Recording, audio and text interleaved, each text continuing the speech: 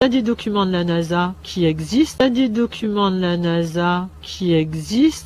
internes, hein, donnés à la NSA, etc., à leurs amis des autres boîtes avec lesquelles ils travaillent, où il y a des tableaux où il y a marqué depuis l'origine de l'humanité. Donc il y a d'abord l'homme vit par la cueillette, ensuite par l'agriculture sédentaire, ensuite par l'industrie, et ensuite là on est dans l'ère jusqu'en 2020 des nanotechnologies et biotechnologies, et après 2025 il y a marqué virtuel.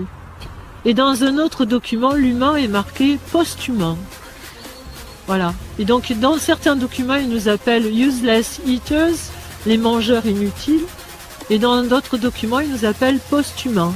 Voilà les générations qu'on prépare à nos enfants. Si on se bouge pas, quoi. Si on fait rien, voilà ce qui va se passer. Donc, d'un côté, les gens vont devenir stériles, et de l'autre, ils vont fabriquer les esclaves dont ils ont besoin. C'est-à-dire, il y aura les élites. Ce que disait Brzezinski il y a 30 ans.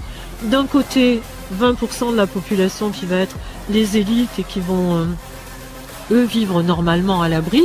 Et de l'autre, les 80 autres pourcents, bah, le pied pour eux, ce serait qu'on soit que 500 millions.